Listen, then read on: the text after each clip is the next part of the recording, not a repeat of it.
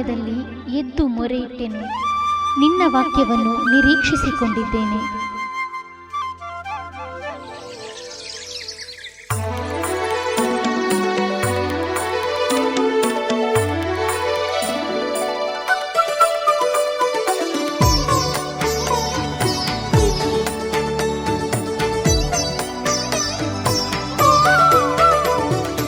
ದೇವರ ಪರಿಶುದ್ಧವಾದಂಥ ನಾಮಕ್ಕೆ ಸ್ತೋತ್ರ ಉಂಟಾಗಲಿ.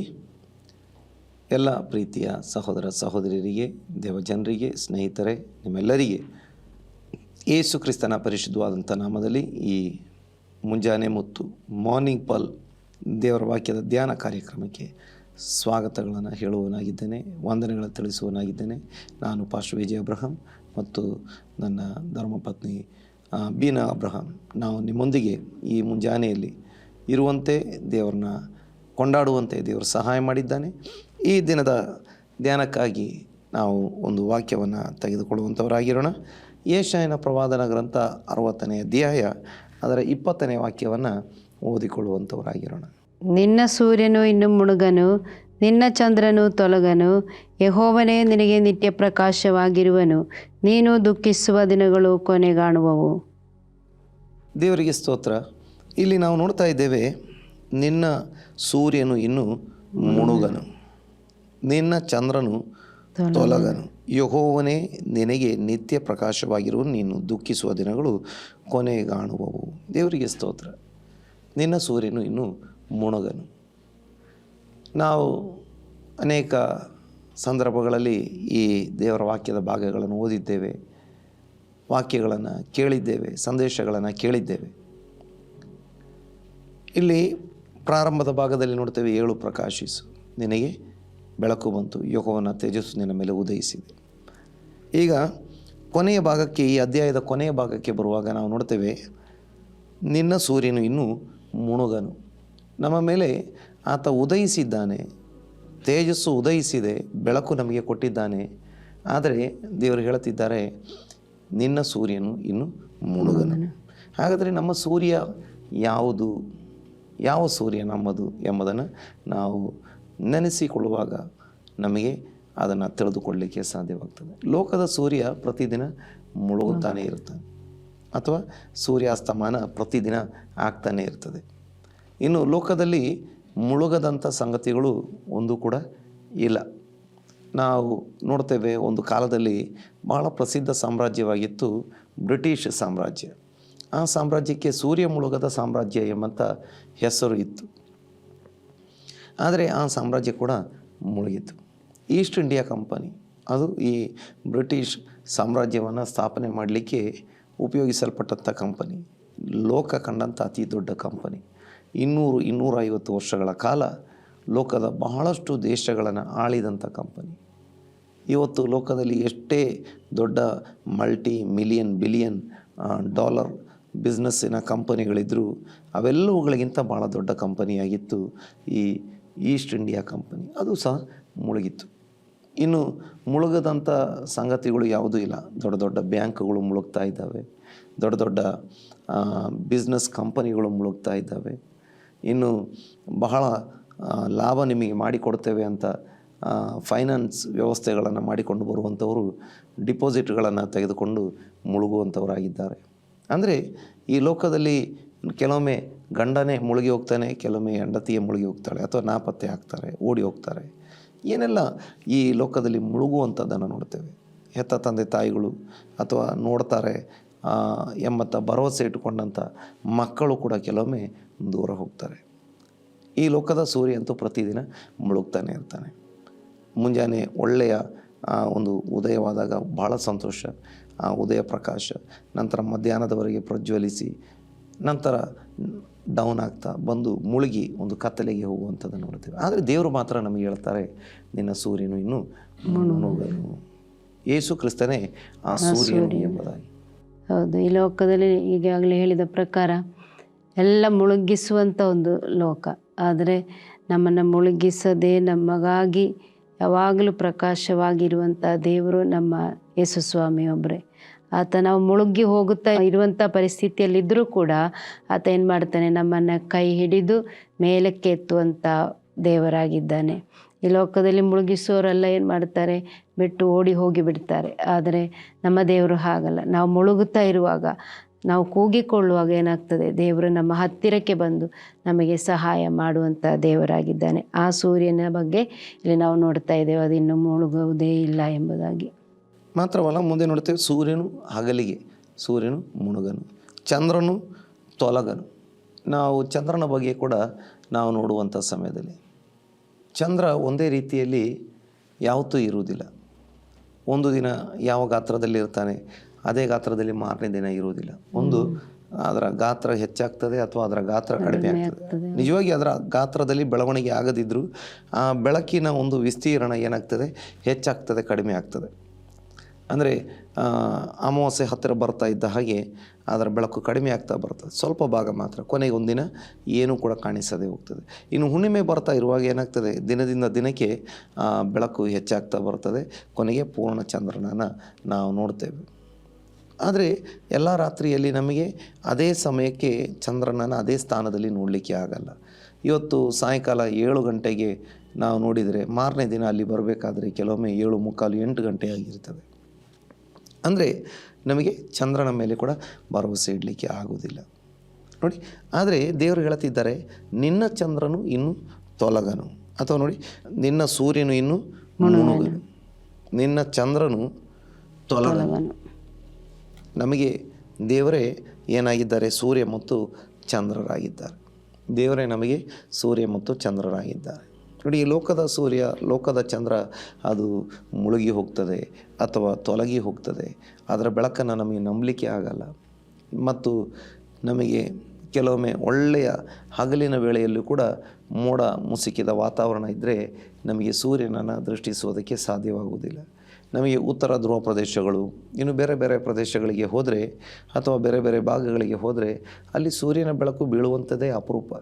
ಸ್ವಲ್ಪ ಹೊತ್ತು ಸೂರ್ಯನ ಬೆಳಕು, ಇನ್ನು ಜಾಸ್ತಿ ಹೊತ್ತು ಕತ್ತಲೆ ಅಥವಾ ಮೋಡ ಮುಸುಕಿದ ವಾತಾವರಣ ನೋಡುತ್ತೇವೆ. ಹಾಗಾಗಿ ಈ ಸೂರ್ಯನು ಕೂಡ ನಮಗೆ ಯಾವಾಗಲೂ ಕಾಣಲಿಕ್ಕೆ ಸಿಗಲ್ಲ. ಇನ್ನು ಕಂಡರೂ ಕೂಡ ಸ್ವಲ್ಪ ಹೊತ್ತಲ್ಲಿ ಮುಳುಗಿ ಹೋಗ್ತಾನೆ. ಇನ್ನು ಚಂದ್ರನು ನಮಗೆ ಯಾವಾಗಲೂ ಸಿಗೋದಿಲ್ಲ. ಆದರೆ ಚಂದ್ರ ಬೇರೆ ಬೇರೆ ಕಾಲಗಳಲ್ಲಿ, ಬೇರೆ ಬೇರೆ ಸಮಯಗಳಲ್ಲಿ, ಬೇರೆ ಬೇರೆ ಗಾತ್ರದಲ್ಲಿ ಕಾಣಿಸುವಾತನಾಗಿದ್ದಾನೆ. ಆದರೆ ನಮಗೆ ಬದಲಾಗದೆ ನಮಗೆ ಇರುವಂಥವನು ನಮ್ಮ ಕರ್ತನೆ. ಅದಕ್ಕೆ ಅಲ್ಲಿ ವಾಕ್ಯ ಹೇಳ್ತದೆ, ಯೆಹೋವನು ನಿನಗೆ ನಿತ್ಯ ಪ್ರಕಾಶವಾಗಿರುವುದು. ಯೆಹೋವನು ಈ ದಿನದಲ್ಲಿ ಕೂಡ ನನ್ನ ಪ್ರೀತಿಯ ಸಹೋದರ ಸಹೋದರಿಯರಿಗೆ ನಿತ್ಯ ಪ್ರಕಾಶ. ಇವತ್ತು ಸೂರ್ಯ ಉದಯಿಸಿದ್ದಾನೆ, ನಿಮ್ಮ ಮೇಲೆ ಕ್ರಿಸ್ತನ ಬೆಳಕು ಬಂದಿದೆ. ಆ ಬೆಳಕು ಯಾಕೆ ಬಂದಿದೆ ಅಂದರೆ ಅದಿನ್ನೂ ನಿಮ್ಮನ್ನು, ಆ ಬೆಳಕು ಇನ್ನೂ ಮುಳುಗಿ ಹೋಗುವುದಿಲ್ಲ. ಆ ಬೆಳಕು ಮಂದವಾಗಿ ಕೂಡ ಹೋಗುವುದಿಲ್ಲ. ಆ ಬೆಳಕು ಅಪ್ರತ್ಯಕ್ಷ ಕೂಡ ಆಗುವುದಿಲ್ಲ. ಆ ಬೆಳಕು ಯಾವಾಗಲೂ ನಿಮ್ಮ ಸಂಗಡ, ನಮ್ಮ ಸಂಗಡ ಇರುವಂಥ ಬೆಳಕು. ಸೂರ್ಯ ನೋಡಿ, ಸೂರ್ಯ ಹುಟ್ಟದಿದ್ದರೆ ನಮಗೆ ಪೂರ್ವ ಯಾವುದು, ಪಶ್ಚಿಮ ಯಾವುದು ಗೊತ್ತಾಗುವುದಿಲ್ಲ, ಉತ್ತರ ಯಾವುದು, ದಕ್ಷಿಣ ಯಾವುದು ಗೊತ್ತಾಗುವುದಿಲ್ಲ. ಸೂರ್ಯನ ಮೇಲೆ ನಾವೇನು ಮಾಡಿದ್ದೇವೆ, ಉತ್ತರ, ದಕ್ಷಿಣ, ಪೂರ್ವ, ಪಶ್ಚಿಮ ಗುರುತಿಸಿಕೊಳ್ಳುವಂಥವರಾಗಿದ್ದೇವೆ.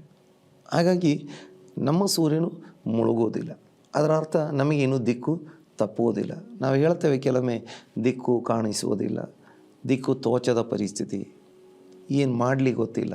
ಆದರೆ ಅಂಥ ಪರಿಸ್ಥಿತಿಗಳಿಗೆ ದೇವರು ನಮ್ಮನ್ನು ಹೋಗುವುದಕ್ಕೆ ಬಿಡುವುದಿಲ್ಲ. ಯಾಕಂದರೆ ನಮ್ಮ ಸೂರ್ಯನು ಮುಳುಗುವುದಿಲ್ಲ. ದೇವರ ವಾಕ್ಯದಲ್ಲಿ ಉಂಟಲ್ಲ, ಭೂಮಿ ಆಕಾಶಗಳು ಅಳಿದು ಹೋದರೂ ನನ್ನ ಮಾತುಗಳು ಎಂದಿಗೂ ಬದಲಾಗುವುದಿಲ್ಲ. ದೇವರು ಮಾರ್ಪಡದವನು, ನಮ್ಮ ಕರ್ತನು ಮಾರ್ಪಡದೆ ಯಾವಾಗಲೂ ಬದಲಾಗುವುದೇ ಇಲ್ಲ. ಆತ ಯಾವಾಗಲೂ ನಮ್ಮ ಜೊತೆಯಲ್ಲಿರುತ್ತಾನೆ. ಈ ಲೋಕದಲ್ಲಿ ನಮಗೆ ಕೆಲವೊಮ್ಮೆ ಪ್ರಕಾಶ ಕೊಡುವಂಥ ರೀತಿಯಲ್ಲಿ ಕಾಣುವಂಥ ವಿಷಯಗಳೆಲ್ಲ ಅದೆಲ್ಲ ಏನಾಗ್ತದೆ, ಒಂದು ದಿನ ಮುಳುಗಿ ಹೋಗ್ತದೆ. ಆದರೆ ನಮ್ಮ ದೇವರು ಬದಲಾಗುವುದೇ ಇಲ್ಲ. ಯೇಸು ಕ್ರಿಸ್ತನು ನಿನ್ನೆ ಇದ್ದ ಹಾಗೆ ಇವತ್ತು ನಾಳೆಯೂ ಎಂದಿಗೂ ನಿರಂತರವಾಗಿ ಏಕರೀತಿಯಾಗಿ ಬದಲಾಗದೇ ಇರುವಂಥ ದೇವರಾಗಿದ್ದಾನೆ. ಆ ದೇವರು ನಮಗೋಸ್ಕರ, ಆಮೇಲೆ ಆತ ಯಾವಾಗಲೂ ಪ್ರಕಾಶಗೊಂಡೇ ಇರುವಂಥ ಒಂದು ಸೂರ್ಯನ ಹಾಗೆ ಆತ ನಮ್ಮ ಜೊತೆಯಲ್ಲಿ ಇರುವಾತನಾಗಿದ್ದಾನೆ. ನೋಡಿ, ಎಷ್ಟು ಚಂದವಾಗಿ ನಾವು ದೇವರ ವಾಕ್ಯದ ಪ್ರಕಾರ ನೋಡ್ತೇವೆ.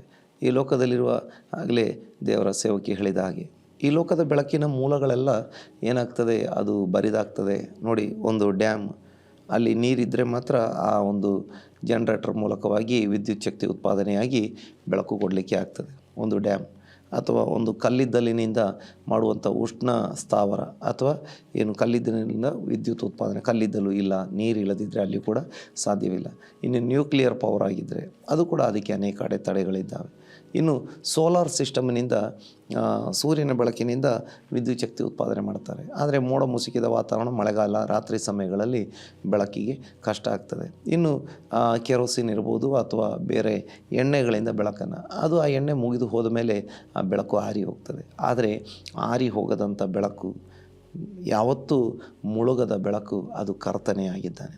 ಇವತ್ತು ನಮ್ಮ ಕೂಡ ಆ ಬೆಳಕು, ನಮ್ಮ ಕರ್ತನು ನಮ್ಮ ಸಂಗಡ ಇದ್ದಾನೆ. ನೋಡಿ, ಇಸ್ರಾಯೇಲ್ ಜನರಿಗೆ ದೇವರು ಹಗಲು ಮೇಘಸ್ತಂಭವಾಗಿ, ರಾತ್ರಿ ಅಗ್ನಿಸ್ತಂಭವಾಗಿ ನಡೆಸಿದನು ಎಂಬುದಾಗಿ ನೋಡ್ತೇವೆ. ಅವರು ಆ ಮರುಭೂಮಿಯಲ್ಲಿ 40 ವರ್ಷ ಮರುಭೂಮಿಯಲ್ಲಿ ನಡೆಯುವ, ಅವ್ರ ಹತ್ರ ಹಣ ಇರಲಿಲ್ಲ, ಅಥವಾ ಹಣ ಇದ್ದರೂ ಕೂಡ ಅವ್ರಿಗೆ ಬೆಳ್ಳಿ ಬಂಗಾರ ಇತ್ತು, ಆದರೆ ಅದನ್ನು ಮಾರಿ ಅಥವಾ ಅದನ್ನು ಕೊಟ್ಟು ದವಸ ಧಾನ್ಯ, ಬಟ್ಟೆ, ಕೆರಗಳನ್ನು ತೆಗೆದುಕೊಳ್ಳಲಿಕ್ಕೆ ಅವರಿಗೆ ಅವಕಾಶ ಇರಲಿಲ್ಲ. ಯಾಕಂತೇಳಿದರೆ ಅವರು ಮರುಭೂಮಿಯಲ್ಲಿ ಸುತ್ತಾಡ್ತಾಯಿದ್ರು. ಅವರ ಕೆರಗಳು ಜೀರ್ಣವಾಗಲಿಕ್ಕೆ ದೇವರು ಬಿಡಲಿಲ್ಲ. ಅವರ ವಸ್ತ್ರಗಳು ಹರಿದು ಹೋಗಲಿಕ್ಕೆ ದೇವರು ಬಿಡಲಿಲ್ಲ. ಅವರಿಗೆ ಸೂರ್ಯನ ಅಥವಾ ಅತ್ಯಂತ ಕಡು ಬಿಸಿಲಿನಿಂದ ಅವರು ಬಳಲಿ ಹೋಗಲಿಕ್ಕೆ ದೇವರು ಬಿಡಲಿಲ್ಲ. ಇನ್ನು ಚಳಿಯಿಂದ ಅವರು ಸತ್ತು ಹೋಗಲಿಕ್ಕೂ ದೇವರು ಅವ್ರನ್ನ ಬಿಡಲಿಲ್ಲ. ಬಿಸಿಲು ಮತ್ತು ಚಳಿ ಹೆಚ್ಚಾದರೆ ಜನ ಸಾಯುವವರಾಗಿದ್ದಾರೆ. ನಾವು ಈ ದಿನಮಾನಗಳಲ್ಲಿ ವಾರ್ತಾಪತ್ರಿಕೆಗಳಲ್ಲಿ, ನ್ಯೂಸ್ ಮೀಡಿಯಾಗಳಲ್ಲಿ ನೋಡ್ತಾ ಇದ್ದೇವೆ. ಸೂರ್ಯನ ತಾಪಮಾನ ಹೆಚ್ಚಾಗಿ ಎಷ್ಟೋ ಜನ ಸಾಯ್ತಾ ಇದ್ದಾರೆ, ಚಳಿ ಹೆಚ್ಚಾಗಿ ಜನ ಸಾಯ್ತಾ ಇದ್ದಾರೆ ನೋಡಿ. ಆದರೆ ದೇವರ ಬೆಳಕು, ದೇವರ ಆ ಒಂದು ಮೇಘಸ್ತಂಭ, ದೇವರ ಆ ಒಂದು ಅಗ್ನಿಸ್ತಂಭ ಅವರಲ್ಲಿ ಒಬ್ಬರ ಪ್ರಾಣ ಕೂಡ ನಷ್ಟವಾಗಲಿಕ್ಕೆ ಬಿಡಲಿಲ್ಲ. ಅವರಿಗೆ ದಿನನಿತ್ಯದ ಊಟ ಕೊಟ್ಟು ನಡೆಸಿದನು ಎಂಬುದಾಗಿ. ಹಾಗಾಗಿ ಅಲ್ಲಿ ವಾಕ್ಯದಲ್ಲಿ ನಾವು ನೋಡ್ತಾ ಇದ್ದೇವೆ, ನಿನ್ನ ಸೂರ್ಯನು ಇನ್ನು ಮುಳುಗನು, ನಿನ್ನ ಚಂದ್ರನು ತೊಲಗನು, ಯೆಹೋವನೇ ನಿನಗೆ ನಿತ್ಯ ಪ್ರಕಾಶವಾಗಿರು, ನೀನು ದುಃಖಿಸುವ ದಿನಗಳು ಕೊನೆಗಾಣು. ನನ್ನ ಪ್ರೀತಿಯ ಸಹೋದರ ಸಹೋದರಿ, ನನ್ನ ಪ್ರೀತಿಯ ದೇವರ ಮಕ್ಕಳೇ, ಈ ಮುಂಜಾನೆ ಮತ್ತು ಮಾರ್ನಿಂಗ್ ಪಲ್ ಕಾರ್ಯಕ್ರಮದಲ್ಲಿ ಭಾಗವಹಿಸ್ತಿರುವಂಥ ದೇವರ ಮಕ್ಕಳೇ, ಕೆಲವೊಮ್ಮೆ ನಿನ್ನೆ ದಿನದವರೆಗೆ ಜೀವನದಲ್ಲಿ ಏನೆಲ್ಲ ಮುಳುಗಿ ಹೋಗಿದ್ದಿರ್ಬೋದು, ಆದರೆ ಮುಳುಗಿ ಹೋಗಲಿಕ್ಕೆ ಬಿಡದಂಥ ದೇವರು ನಮ್ಮ ದೇವರು. ನಾವು ನೋಡ್ತೇವೆ, ಯೋನ ನೀರಿನ ತಳದಲ್ಲಿ ಮುಳುಗಿ ಹೋಗಿದ್ದ, ಮೀನಿನ ಹೊಟ್ಟೆಯಲ್ಲಿ. ಅವನ ಪ್ರಾರ್ಥನೆ ಕೇಳಿ ದೇವರು ಮೇಲೆತ್ತಿದ್ರು. ನಾವು ನೋಡ್ತೇವೆ, ಪೌಲ 3 ಸಲ ಹಡಗು ಒಡೆದು ಅವನು ಸಮುದ್ರದಲ್ಲಿ ಮುಳುಗಿ ಹೋಗುವಂಥ ಸಂದರ್ಭ ಬಂದಿತ್ತು, ಆದರೆ ದೇವರು ಆತನನ್ನು ಕಾಪಾಡಿದರು. ಪೇತ್ರ ನೀರಲ್ಲಿ ಮುಳುಗಲಿಕ್ಕೆ ಪ್ರಾರಂಭವಾಗುವಾಗ ಯೇಸು ಸ್ವಾಮಿಯ ಬಳಿ ಮೊರೆ ಇಟ್ಟ, ಪೇತ್ರನನ್ನು ಮೇಲೆತ್ತಿದರು. ನೋಡಿ, ಆ ಎಲೀಷನ ಕಾಲದಲ್ಲಿ ಒಂದು ಕೊಡಲಿ ನೀರಲ್ಲಿ ಮುಳುಗಿ ಹೋಗಿತ್ತು. ಆ ಪ್ರವಾದಿ ಶಿಷ್ಯ ಬಂದು ಎಲೀಷನ ಹತ್ರ ಹೇಳುವಾಗ ಆ ಮುಳುಗಿ ಹೋಗಿದ್ದ ಕೊಡಲಿಯನ್ನು ಮೇಲೆತ್ತಿ ಕೊಟ್ಟ ಕರ್ತನು ನಮ್ಮ ಕರ್ತನು. ಹಾಗಾಗಿ ನಮ್ಮ ಕರ್ತನು ನಮ್ಮನ್ನು ಮುಳುಗಿ ಹೋಗಲಿಕ್ಕೆ ಬಿಡದ ಕರ್ತನು, ಮುಳುಗಿರುವಂಥ ಪ್ರತಿಯೊಬ್ಬರನ್ನ, ಮುಳುಗುತ್ತಿರುವ ಪ್ರತಿಯೊಬ್ಬರನ್ನ ಮೇಲೆತ್ತುವ ಕರ್ತನು. ಮಾತ್ರವಲ್ಲ, ಆತ ಬೆಳಕಾಗಿ ನಮ್ಮ ಸಂಗಡ ಇರುವವನು, ಆತ ಎಂದಿಗೂ ಮುಳುಗುವುದಿಲ್ಲ, ಆತನೇ ನಿತ್ಯ ಪ್ರಕಾಶವಾಗಿದ್ದಾನೆ. ನೀನು ದುಃಖಿಸುವ ದಿನ ಕೊನೆಗೊಳ್ಳುತ್ತದೆ. ಈ ದಿನದಲ್ಲಿ ದೇವರು ನಿನಗೆ ಒಂದು ಸಂತೋಷದ ಅದ್ಭುತದ ವಾರ್ತೆಯನ್ನು ಇಟ್ಟಿದ್ದಾನೆ. ನಿನ್ನ ಉದ್ಯೋಗ, ನಿನ್ನ ಬಿಸ್ನೆಸ್, ಕೃಷಿ, ಆರೋಗ್ಯ, ವಿದ್ಯಾಭ್ಯಾಸ, ಯಾವುದೋ ಫೀಲ್ಡಲ್ಲಿ ದೇವರು ನಿನ್ನ ಜೀವಿತದಲ್ಲಿ ಒಂದು ಸಂತೋಷದ ಸಮಯವನ್ನು ಇಟ್ಟಿದ್ದಾನೆ. ಹಾಗಾಗಿ ದೇವರ ಕರಗಳಲ್ಲಿ ಒಪ್ಪಿಸಿಕೊಟ್ಟು ನಾವು ಪ್ರಾರ್ಥನೆ ಮಾಡೋಣ, ನಾವು ಪ್ರಾರ್ಥಿಸೋಣ. ಕರ್ತನೇ ಸ್ತೋತ್ರ ಸ್ವಾಮಿ, ಹಾಲೆಲೂಯ. ಪ್ರೀತಿ ಸ್ವರೂಪನಾಗಿರುವ ನಮ್ಮ ತಂದೆಯಾದ ದೇವರೇ, ಈ ಒಳ್ಳೆಯ ಸಮಯಕ್ಕಾಗಿ ಸ್ತೋತ್ರ. ಈ ಬೆಳಗಿನ ಸಮಯದಲ್ಲಿ ದೇವಾ, ನಿನ್ನ ವಾಕ್ಯದಿಂದ ನಮ್ಮನ್ನು ಸಂತೈಸಿದಕ್ಕಾಗಿ ಸ್ತೋತ್ರ ಸ್ವಾಮಿ, ಹಾಲೆಲೂಯ. ಹೌದು ಕರ್ತನೇ, ನಿನ್ನ ಸೂರ್ಯನು ಇನ್ನು ಮುಳುಗನು, ನಿನ್ನ ಚಂದ್ರನು ತೊಲಗನು, ಯೆಹೋವನೇ ನಿನಗೆ ನಿತ್ಯ ಪ್ರಕಾಶವಾಗಿರುವನೆಂಬುದಾಗಿ ನೀನು ವಾಗ್ದಾನ ಮಾಡಿದ್ದಿ ಸ್ವಾಮಿ. ಹೌದು, ಕಳೆದ ದಿನಮಾನಗಳಲ್ಲಿ ನಮ್ಮ ಜೀವಿತದಲ್ಲಿ ಏನೆಲ್ಲ ಕರ್ತನೆ ದುಃಖಗಳು, ಕಷ್ಟಗಳು, ಮುಳುಗಿ ಹೋದಂಥ ಪರಿಸ್ಥಿತಿಗಳ ಮೂಲಕವಾಗಿ ನಾವು ಹಾದು ಹೋಗಿದವರಾಗಿದ್ದೇವೆ ಸ್ವಾಮಿ. ಆದರೆ ಆಮೇಲೆ ಈ ದಿನದಿಂದ ಕರ್ತನೆ, ನೀನು ವಾಗ್ದಾನ ಮಾಡಿದ ಹಾಗೆ ನೀನು ದುಃಖಿಸುವ ದಿನಗಳು ಕೊನೆಗಾಣುವವೆಂಬುದಾಗಿ ಅಪ್ಪ, ಈ ಬೆಳಗಿನ ಸಮಯದಲ್ಲಿ ವಾಕ್ಯ ಕೇಳಿದಂಥ ಪ್ರತಿಯೊಬ್ಬರ ಜೀವಿತದಲ್ಲಿ ಕರ್ತನೆ, ಹಾಲೆಲೂಯ, ಅವರು ದುಃಖಿಸುವಂಥ ಎಲ್ಲ ಪರಿಸ್ಥಿತಿಗಳು ಈ ದಿನದಲ್ಲಿಯೇ ಕರ್ತನೆ ಅದು ಕೊನೆಗಾಣಲಿ. ಅವರಿಗೆ ನೀನೇ ನಿತ್ಯ ಪ್ರಕಾಶವಾಗಿದ್ದುಕೊಂಡು ಆಮೇಲೆ ಮುಳುಗಿ ಹೋಗದಂಥ ಸೂರ್ಯನಾಗಿದ್ದುಕೊಂಡು ಸ್ವಾಮಿ ಅಪ್ಪ, ನೀನು ನಿನ್ನ ಮಕ್ಕಳಿಗೆ ಹಾಲೆಲೂಯ ವಾಕ್ಯದಲ್ಲಿ ಕೇಳಿದ ಪ್ರಕಾರ ಆಮೇನ್ ಕರ್ತನೆ, ಹಗಲು ಮೇಘಸ್ತಂಭ, ರಾತ್ರಿ ಅಗ್ನಿಸ್ತಂಭವಾಗಿ ನಿನ್ನ ಮಕ್ಕಳನ್ನು ಆಶೀರ್ವದಿಸಿ ಕರ ಹಿಡಿದು ನಡೆಸು ಕರ್ತನೆ. ಕಣ್ಣೀರಿನ ಪರಿಸ್ಥಿತಿಯಲ್ಲಿರುವ ಮಕ್ಕಳಿಗೆ ಅಪ್ಪ, ಇಡೀ ದಿನವೆಲ್ಲ ಸ್ವಾಮಿ ಆಮೇಲೆ ಅವರ ಕಣ್ಣೀರನ್ನು ಒರೆಸಿ ಅವರ ದುಃಖವನ್ನು ನೀಗಿಸಿ ಅವರಿಗೆ ಸಂತೋಷವನ್ನುಂಟು ಮಾಡು ಕರ್ತನೆ. ಈ ದಿನ ಅವರ ಜೀವಿತದಲ್ಲಿ ಜಯದ ಜೀವಿತವಾಗಿ, ಜಯದ ದಿನವಾಗಿ ಕರ್ತನೆ, ಹಾಲೆಲೂಯ, ನೀನು ಈ ದಿನವನ್ನು ಅವರಿಗಾಗಿ ಆಮೇನಪ್ಪ ಇಟ್ಟಿರೋದಕ್ಕಾಗಿ ನಾವು ಸ್ತೋತ್ರ ಸಲ್ಲಿಸ್ತಾ ಇದ್ದೇವೆ. ಅದ್ಭುತಗಳನ್ನು ಮಾಡಲಿಕ್ಕೆ ನೀನು ಶಕ್ತನಾಗಿದ್ದಿ. ನಿನ್ನ ಮಕ್ಕಳ ಸಂಗಡ ನೀನಿದ್ದಿ ಮಾರ್ಪಡದಂಥ ದೇವರು ಆಮೇಲೆ ನಿನ್ನ ಮಕ್ಕಳೊಂದಿಗೆ ಇದ್ದುಕೊಂಡು ಸ್ವಾಮಿ ಅವರನ್ನು ಕರ ಹಿಡಿದು ನಡೆಸು, ಆಶೀರ್ವದಿಸು. ಪ್ರಾರ್ಥನೆ ಕೇಳಿದಕ್ಕಾಗಿ ಸ್ತೋತ್ರ, ಯೇಸು ಕ್ರಿಸ್ತನ ನಾಮದಲ್ಲಿ ತಂದೆ, ಆಮೇನ್ ಆಮೇನ್. ಸುವಾರ್ತೆ ತಲುಪದ ಊರು ಇರಲೇಬಾರದು, ಸಭೆಯೂ ಇಲ್ಲದ ಗ್ರಾಮ ಇರಬಾರದೆಲ್ಲಿಯೂ. ಸುವಾರ್ತೆ ತಲುಪದ ಊರು ಇರಲೇಬಾರದು, ಸಭೆಯೂ ಇಲ್ಲದ ಗ್ರಾಮ ಇರಬಾರದೆಲ್ಲಿಯೂ.